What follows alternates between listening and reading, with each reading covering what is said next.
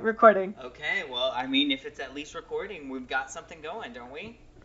Yeah, exactly. Okay. Hopefully. What a wonderful way to start an episode. Hello, y'all. After an hour. Oh, my God. An hour. Okay, so welcome to Encounters with your hosts. With the mostest. Well, I was going to say Amanda. Did you say my whole entire name? Yeah, I forgot we weren't doing that. Yeah, let's do this again and not say each other's whole name. Y'all, this is literally like take 32. Take 33, let's go. Warning. The topics discussed on this podcast are subject to adult themes and languages. We seek to unravel the unexplained and unknown.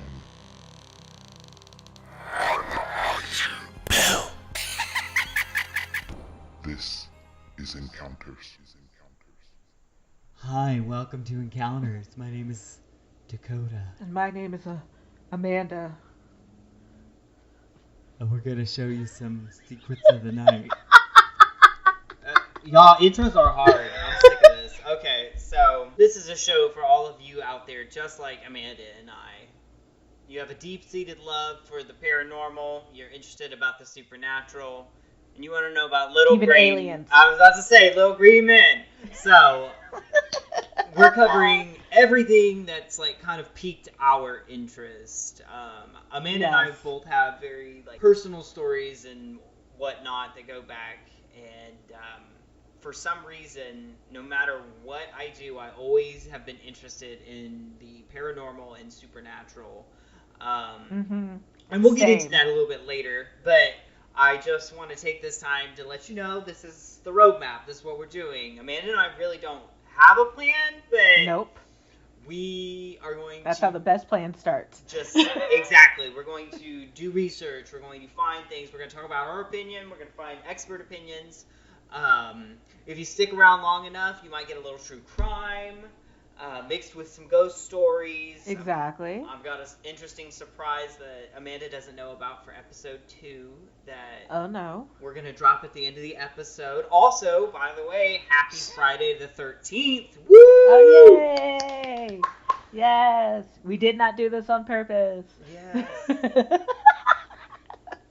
We did not record this months ago. And drop it particularly. Yes. For specific marketing purposes.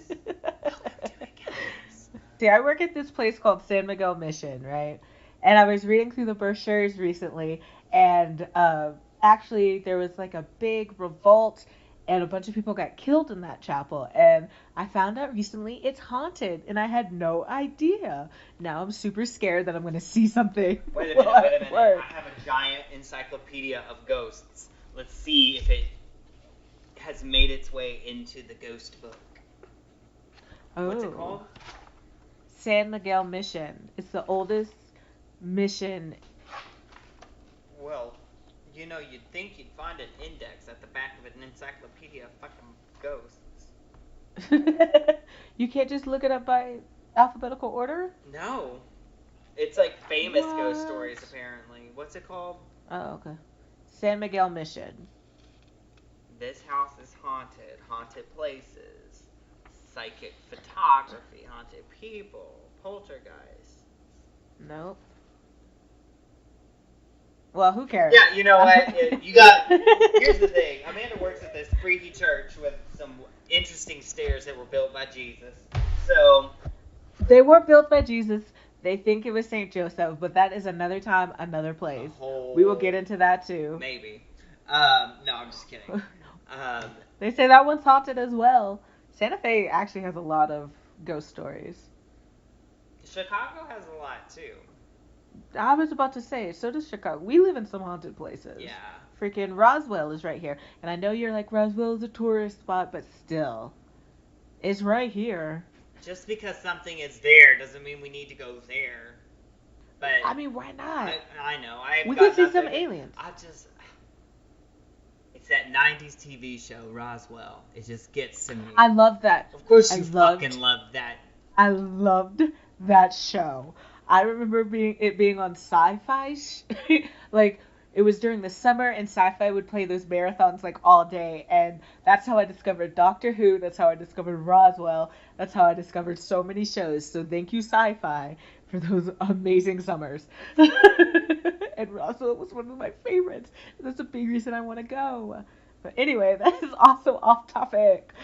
Oh shit. Today we want to talk about the various different types of hauntings. Specifically, Amanda and I are going to focus on intelligent hauntings versus residual hauntings. Because there is a difference. A major difference. And if you're someone who's not really into the paranormal, thank you for listening. You'll kind of figure out the difference now and see if you ever get yourself into an experience, you'll know, oh, this is intelligent, or oh, this is residual. So that will be fun. You know, in preparation for this episode, I happened to pop into this used bookstore and stumbled upon Ghost Hunting for Beginners by Rich Newman, and it's fascinating. It really is. In the opening of the book, he identifies the types of hauntings for beginners. He says there's intelligent, residual, and PK, also known as human agent hauntings or poltergeists.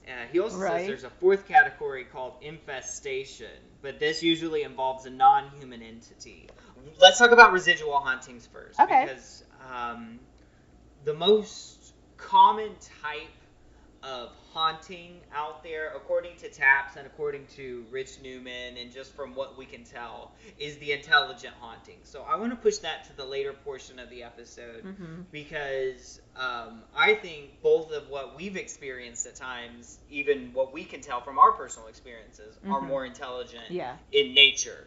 Let's just jump on board with residual hauntings. Yeah. Taps says it's the energy from a traumatic event that is trapped in an object at the location. When the environmental circumstances are correct, the energy replays a certain aspect of the traumatic event.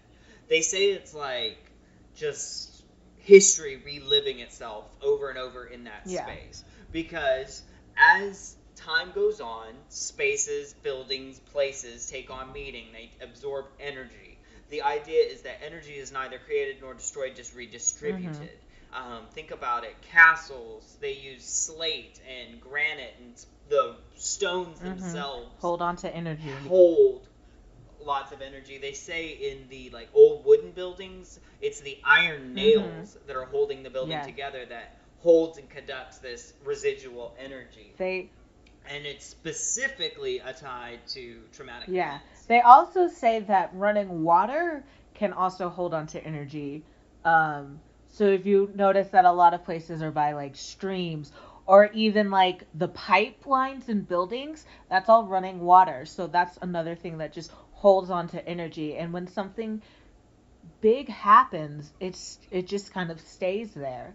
Yeah, and it's important to note that this doesn't have to just affect buildings. It also can affect objects and possessions and possessions as in goods, like the shit you own, not possessions. I was gonna say that. Like the devil jumped and touched your soul. That is a whole different topic. That's infestation. We're not going there. Right. That's very true. Yeah, objects definitely hold on. Places, objects, things hold energy, and it's just waiting to be redistributed. And they say that traumatic energy can replay itself. Specifically, one of the famous residual hauntings that is known is Anne Boleyn at the Tower of London. They say that her ghost haunts the grounds, but not jumping out spooking people, but just Anne Boleyn's spirit relives her time at the Tower of London. Yeah. In an aspect, it's not really a ghost as much as it is residual energy of emotion that is happening in this space. Because normally with residual, it's going to be something that's replaying over. And not necessarily replaying, but I can't think of this exact haunting. I feel like there's a few. But if there's a car accident on certain roads that are haunted and you see people running out in the road a lot, those are kind of residual hauntings. Or if it's like a maiden who's waiting for her soldier boyfriend to come back, and people see her standing in the window waiting. That's another example, like, of a residual haunting.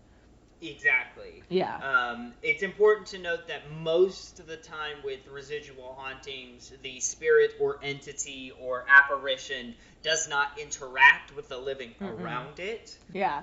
I remember reading in one of our articles that Dakota had pulled up. It's like if you change a doorway, a residual haunting won't adjust. It will just come through the wall. If there was a door there and then you put a wall up, the entity is going to continue doing the same thing. Or if you move furniture around, it won't react to the new layout of the room. It's going to react to the room however it was when this kind of image was kind of stamped into time, if that makes sense. Exactly. One of the articles that we had posted too onto the secret page was a really fascinating article by Dave Giuliano from the Shadowlands. And he talks about a residual haunting being a playback of a past event. The apparitions involved are not spirits, but recordings of this event. I had an experience at Rockford University once that I would classify as a residual haunting. Now, granted, it could have been my mind playing tricks on me, but the folklore around the area is that there was a this evil guy that hurt and murdered 2 little girls, and so he was hung somewhere in the vicinity. And that at night you can hear the little girls laughing and giggling and playing like around the tree that the man hung from. And if you look through this arch on campus, you'd see a hung body just swing through the arch, just like back in the back of the tree. So did you see it or something? Well, I'm walking back to my dorm on campus, and as I'm walking back, I have to pass this arch. It's about 11 o'clock, almost 11:30, and I, start hearing these little giggles and, something sounding like it's moving around. I'm like, okay, maybe there's chipmunks or whatnot, but whatever. And so I just, happened to look around the corner as I'm passing through the arch, and I saw something just, just moved as fast as it could, and I wasn't playing with it. I just took off running. Yeah. And I kid you not, all the way back to my dorm room, I heard, someone following me. It sounded like shoes following after me, and someone was laughing. Was not having it. I ran into the door because we had to put cards up to get into the door. I fucking went past the card machine. I said, fuck that. Hit the door. And a raccoon was digging in the trash can right next to the door. So that popped up and went, and scared the shit out of me. So I just, popped my card on, went inside, and cried. I like how you cried. I don't know what I did, but it was the most interesting little thing. And then, of course, as the longer you're on campus, the more you find out other folklore that students are telling each other, which is really interesting. Especially about the cursed building at the back. Ooh. Cursed building at the back. I like the name of that. I remember, this is really random and off topic. It's not random or off topic, but when I was at Pinhurst doing that investigation, I walked past one of the windows, and someone had put a mannequin head in the window. I kid you not, I kept my composure, but I almost took off running. I got so scared. But it was just a mannequin head. Just a mannequin head. Yeah, who does that? Why would you put a mannequin head in a known haunted building? Of course you're gonna scare people. Just a bald head. You're just like, ah! Anyway, back to residual spirits. Since we kind of went off on a tangent. I was actually talking to Dakota earlier, and I think this would actually be a great transition into intelligent spirits, because I was talking to him about, what the Lady in White, are they called Lady in White? I don't know what you're talking about. You're talking about the ghost hitchhiker. Anyway, so the ghost hitchhikers are normally entities that kind of do the same thing, but they're not. I wouldn't necessarily categorize them as residual energy, though they do kind of do the same thing. They normally hitchhike. They will tell you to take them somewhere, and then they will just disappear. So, which I think it's important to clarify. One, you shouldn't let any person in your car that you don't know, or house, for that matter. Don't invite anyone in. No. Ever. Never ever. There could be a vampire. Be a recluse. Don't make friends. Stay indoors. Right. Yeah, okay, so moving into intelligent hauntings. It's pretty self-explanatory. It's everything that's not residual. Right. These are going to be the entities, which we make this clear. We're talking about human spirits. Like, these at one point have been humans. We're not talking about, demonic or anything, but these are going to be the entities that communicate with you. An intelligent haunting involves spirits that are clearly interacting with the living, moving objects, speaking directly to residents, performing actions by request demand. These are what ghost hunters most look for, says Rich Newman. And he is absolutely right. Those are the cases that prove that ghosts are real. Yeah, like this happened. And now everyone wants to say that parapsychology is like a pseudoscience, but honestly, with the guide that's provided here by Rich Newman in Ghost Hunting for Beginners, it's pretty... No, I hate to plug it because it sounds like I'm being paid for by this, but he doesn't know me. And not yet, at least. Well, I hope... if he calls me and wants to take me out on a ghost hunting adventure, I'm going to grab my EMF reader and I'm going to go buy a digital camcorder and we're going. I'm ready. I've got everything else. Get your voice recorder going. Oh, God. And that's really another element that we'd like to surprise you guys with this podcast. It's my hope to be able to go out there with the Encounters Paranormal team that I've constructed and capture some ghosts. We may catch a ghost, we may catch a crackhead, who knows? I mean, yep, you may catch as Amanda's pointed out, I might find a black-eyed child. Don't you dare! I'm done with you. Anyway. Okay, so, intelligent haunting. What does TAPS have to say about this? By the way, if you guys don't know, TAPS is the Atlantic Paranormal Society. Where does the T come from? Transatlantic. No, it's the Atlantic Paranormal. I don't know. Because apps just didn't work. If you don't know who TAPS is, get familiar. They're a giant professional ghost hunters. They actually have a TV show called Ghost Hunters. I don't know if it's on anymore or not, but it was on Sci-Fi Channel, which, like I said, Sci-Fi is the best. But I mean, it's not just TAPS that says this. This is quite clear across the board in ghost hunting. Intelligent hauntings are the ones that we look for because they're the ones that interact. It's not a scene in history replaying. It is an energy that's been stored and manifested that is trying to communicate with you or fuck with you or asking you to get something done. Exactly. The problem is there's so many examples of the intelligent haunting, but all that's coming to mind are fucking demonic possessions because that's really all we see nowadays. I mean, in the film industry and whatnot, Yeah, they do a lot of demonic possessions. I don't think because I was gonna be like Amityville. Oh, well, that's demonic. Exorcist. Oh, no, that's demonic. I mean, 13 Ghosts. I got one for you. The Haunting in Connecticut. That's a very good one. Yes. Well, actually, that might be demonic too. I don't think it's demonic. Isn't it about the little boy that was... Oh, wait, no, because it was affecting the guy with cancer. Yeah. And feeding off of him. Yeah. But there was the spirit of the good little boy that was producing all the ectoplasm and vomiting the jelly up in the air. But that's from the movie. That's not from the actual... Oh, I know, but... But yeah, in that particular movie, yes, the good boy was a ghost. The good boy. All of them were ghosts. Those were intelligent. They were communicating with the boy to get, relief. That's really interesting because, do you know what that jelly was? Like, what they used in the movie? No, well, like what it actually represents. I think so. What does it actually represent? No, I feel like I don't know. Ectoplasm. Yeah, I was about to say that.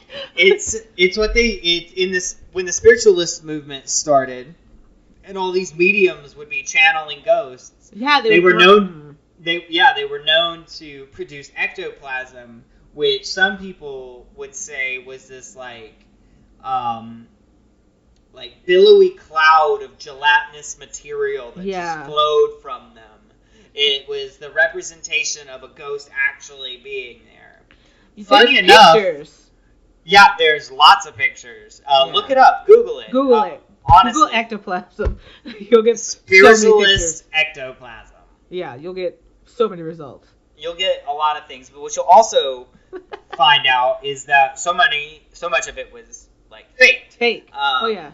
That's one of the things that Houdini focused himself on during that, was trying to prove that these intelligent hauntings that these people were claiming to conjure was really them like clicking their heels and whatnot, and proving that in retrospect, many ghost hunters attribute Harry Houdini to being one of the first like actual ghost hunters, because he was seeking out these frauds to point out, hey, this is not this, that's not a ghost, this is not what's going on, I can tell because of this, I can tell because of this.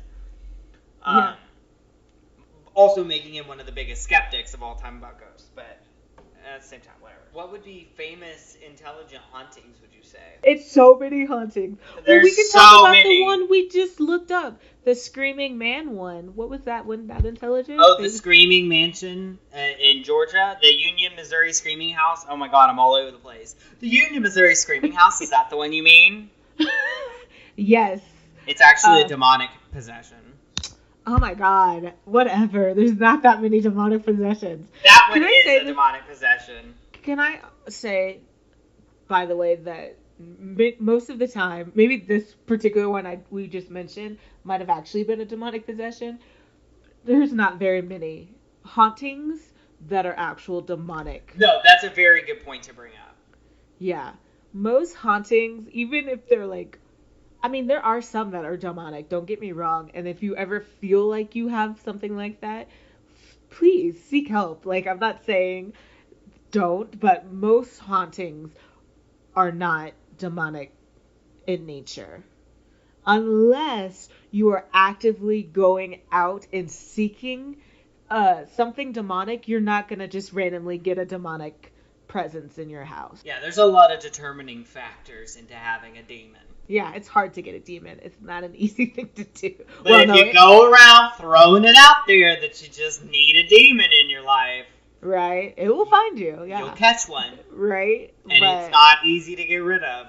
It's not some ectoplasm that just flows forth. Most of the times you're really going to have just like an intelligent entity probably just messing with you and trying to scare you. Because most of the time these things are either something that didn't want to move on, like they had the choice and the opportunity and they decided not to, or they're stuck here for a reason, they need something done, or it's something that is going in between. So with intelligent hauntings, the reason that ghost hunters love this is because the big science behind ghost hunting is you want to capture a real ghost. So you go in with a pseudo-skeptic mind of trying to disprove, okay, this person believes that their house is haunted. So I've got to go in there and I have to find concrete evidence. That's why they set up the temperature readings. That's why they have the EMF reader, which is electromagnetic waves, because they believe that spirits communicate through an electromagnetic wavelength, which is measured. That's why when you have the EMF machine and it spikes, they say that's it moving. The temperature reading, they say, is because spirits are more condensed energy. They're colder and whatnot. There's also hot spots that are just flashing with energy. They want to go in with audio recording because you want to pick up spirits because they record on such a low frequency, vocally, that you can't catch it in human hearing. Sometimes you can. Sometimes, I was going to say. Or if the thing is strong enough, because a lot of the times, just spirits are energy. So if you bring in a lot they're vampires. Like, yeah, the reason they like fucking with you is because they feed off of your energy. Right. You're scared by them, they get more of your energy. And you're bringing in EMF readers, and you're bringing in cell phones, and you're bringing in batteries die. That's one of the big fun facts in the thing, is to bring like multiple rechargeable batteries, because spirits are known for draining them if activity like increases, and then the activity goes off the charts and you can't fucking record it because your battery dead. Right. And that's how you get eaten by a ghost demon.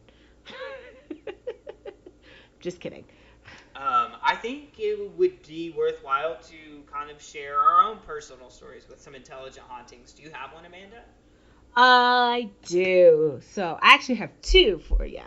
So as I said before, I went to this place called Penhurst Asylum up in Philadelphia, actual Philadelphia, not New Philadelphia. And I went with this guy named Nick Groff, and if you know him, he is from Ghost Adventurers. He was one of the guys in the original season. He's no longer on it.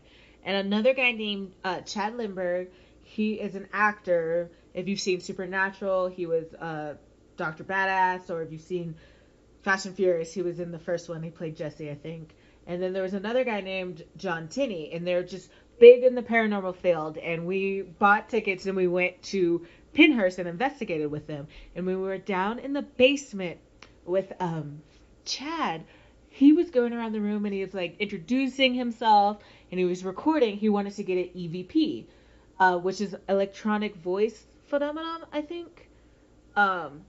Which is when you like record and then you play it back and you might hear a voice that you didn't hear in the room, right? So we're all going around the room introducing ourselves, and he stops at this certain girl and he tells her to repeat her name because she kind of said it too quietly. So he asked her to repeat her name, and after she repeats her name, you know, we continue to go around, but then he plays back the tape, and on the tape you hear a voice say, her name is Jessica. Her name was like Jessica, I think. Maybe I might have made up her name. But you hear this voice repeat this girl's name. Like, that means something was there listening. Obviously, she freaks out. She was very, very uncomfortable with that, right? So we move into another room, and for some reason, I get very, very cold, and I start shivering, and I start coughing. I just got really just like I couldn't breathe, and all of a sudden, the guy who's leading it, the Chad, he like feels something scratch him, and he just like says, ow. He was like, something scratched me. And when he played back the tape, you hear this voice say, I should have got you. And after that, like, that was really creepy to start with. And this was the very start of our night. So then the next time we go upstairs with Nick Groff, and he has some kind of machine that is playing, like doing all this stuff, whatnot, and we go into the different rooms of this asylum.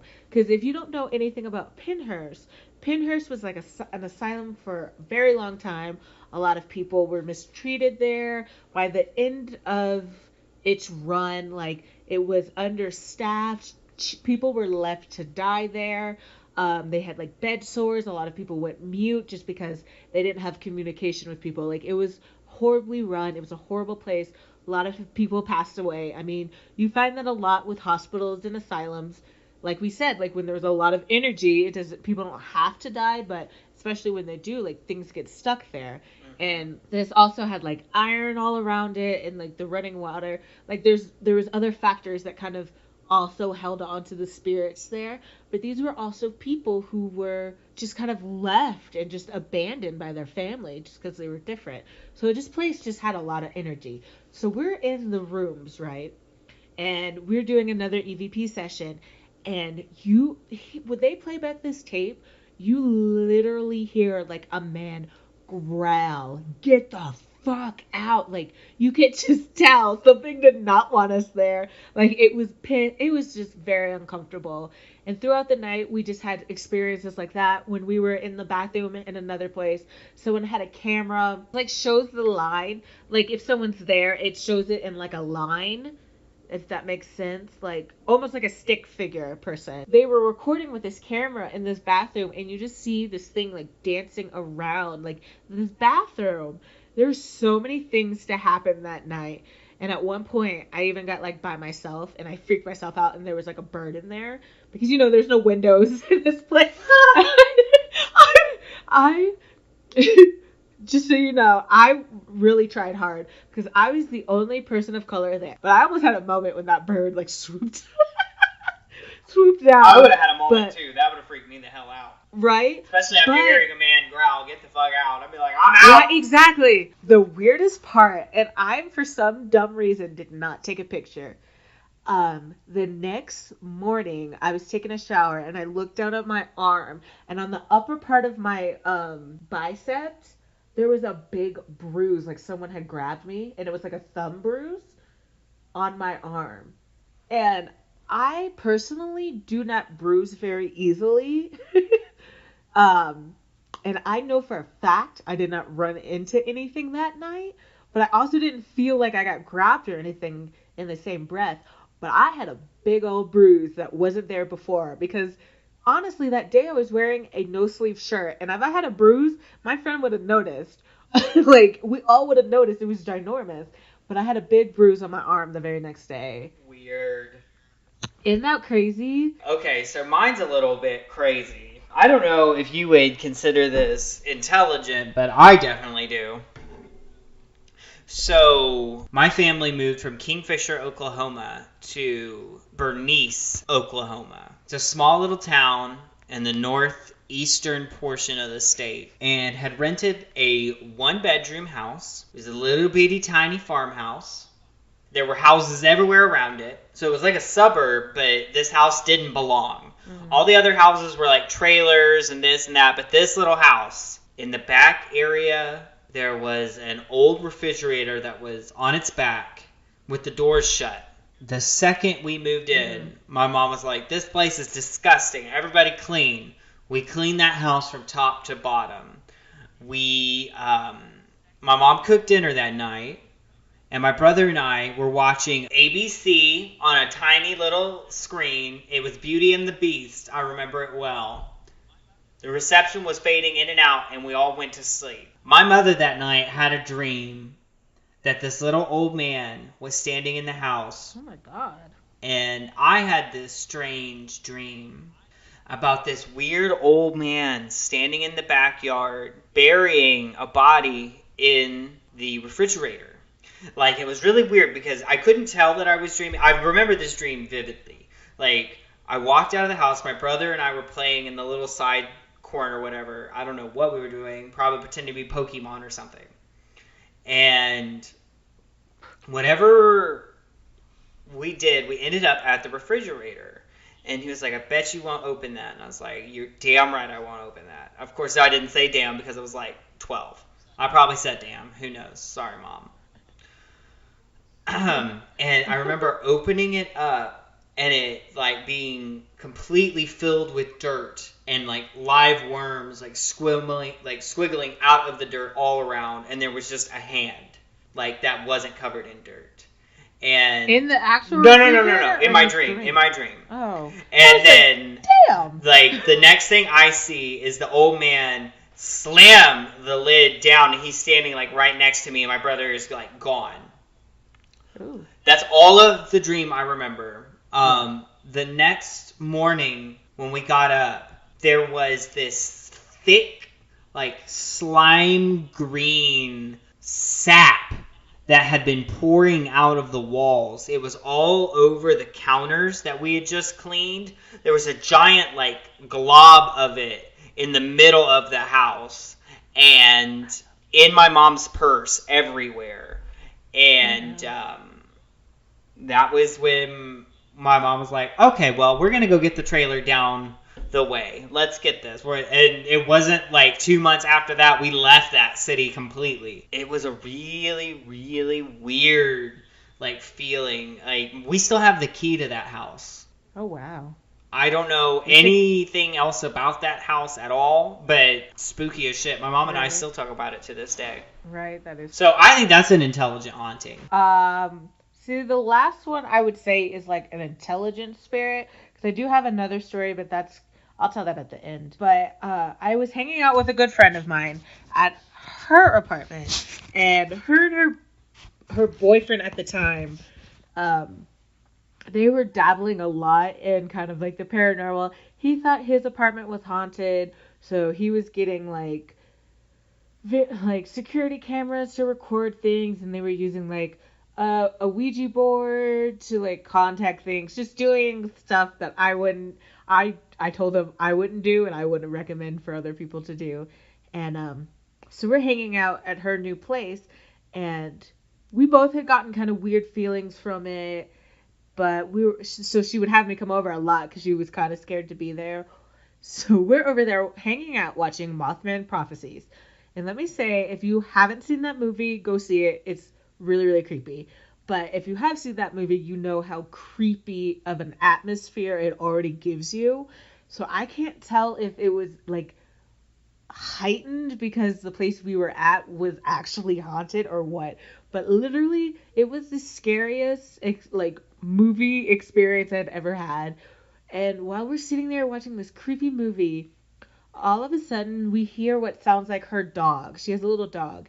Um, it sounds like it's drinking from its water bowl, and she like calls its name out, and then the dog like lifts up his head, and the dog is sitting right next to her, like nowhere near the kitchen. Like we don't know.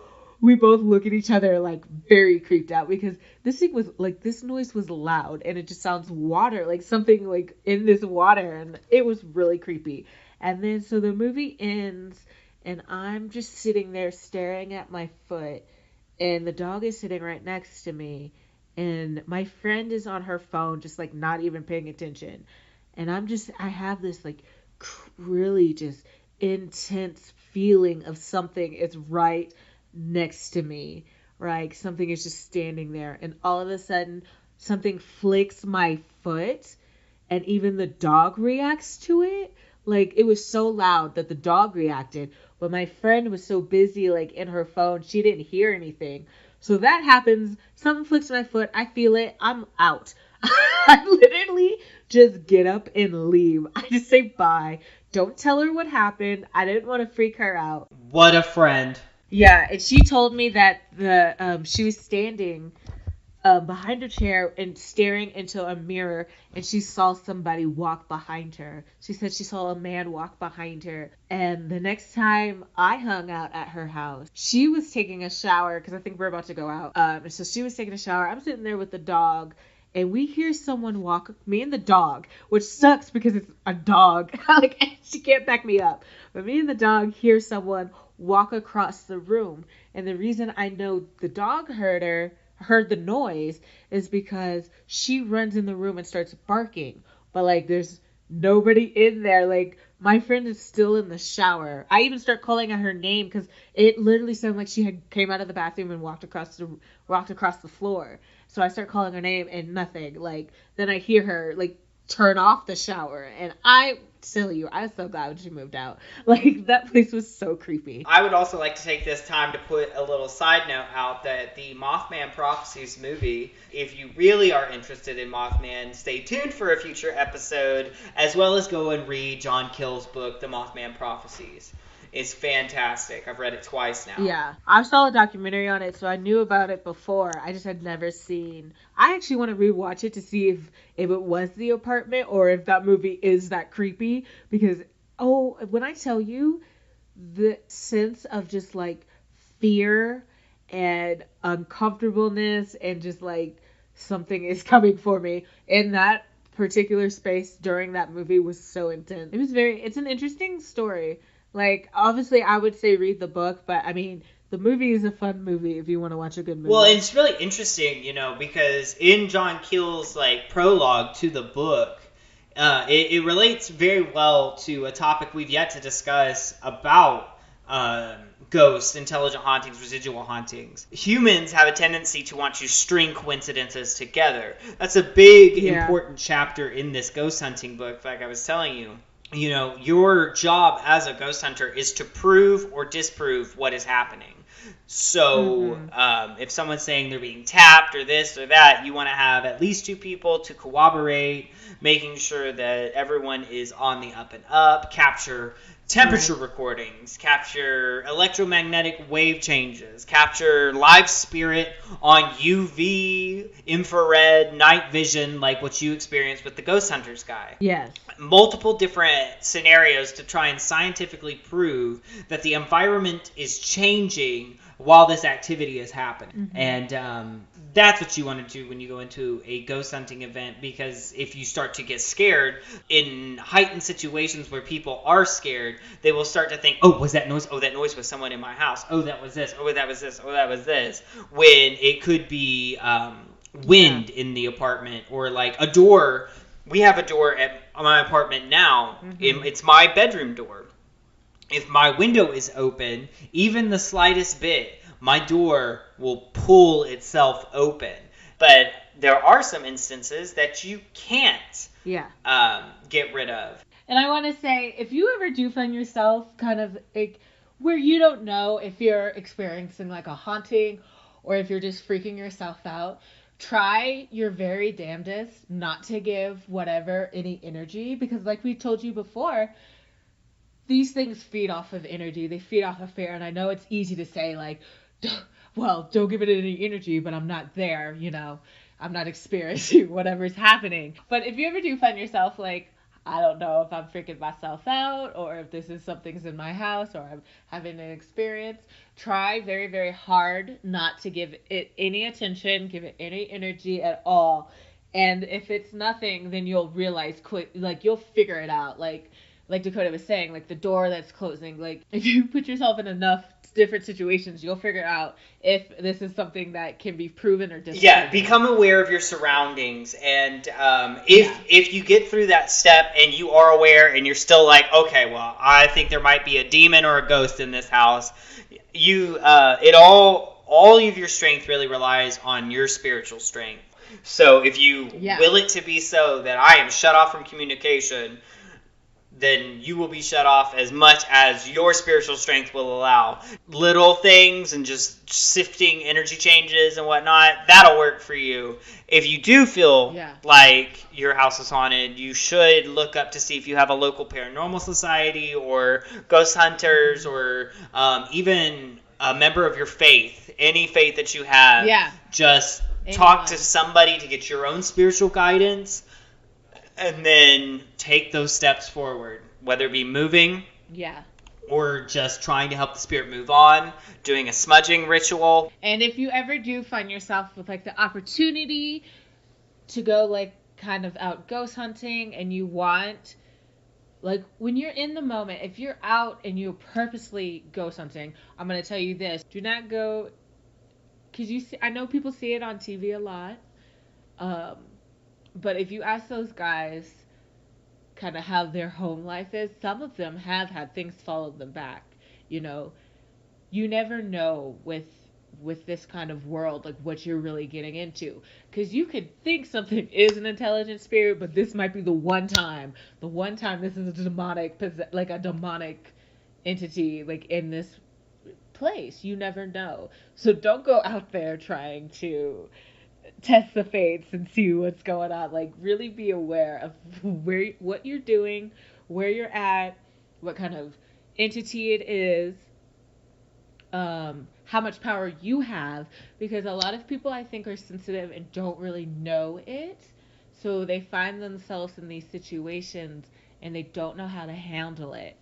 So that's why I say whatever spiritualistic element you're going to go with, you believe in, I'm all for it. Be very deep into that and just know, like, you can turn to it. If you ever feel scared, intimidated, uncomfortable, you have power. This is your home now, or this is your body, you know, this is your space, and you always have the power. If you keep believing that, it will be true. Okay, and with that, I want to drop what our next episode 2, is going to be about. What is it? Are you ready, Amanda? Yes. Shadow people and the black-eyed children. We're going to do both? Do you think? I don't know. We'll see. We'll see how the shadow people, because shadow people are intense. Let's do shadow people then. Yeah, let's see what we can do. Let's do shadow people, and then after that we can go into black-eyed children. Because black-eyed children... No, after that I feel like we need to do a true crime so that we can get the ghost hunting going. You want to do a true crime? Okay. Not yet. No, I think you're right. Or maybe... I don't know. We'll figure it out. We'll figure it out. We're figuring this out. Okay, guys. If you've made it this far, thank you so much for listening. Good for you guys. Like, Hopefully yeah. we'll have a Twitter. And if you guys have any comments, please let us know. Feel free. Unless they're mean, we do. Then leave them the fuck home. We don't want to hear. We do have a Facebook page. Please go like it. If you like what we do, please leave a review, comment, give us your thoughts. And until then, stay spooky. All right. I'm gonna turn off my recording now.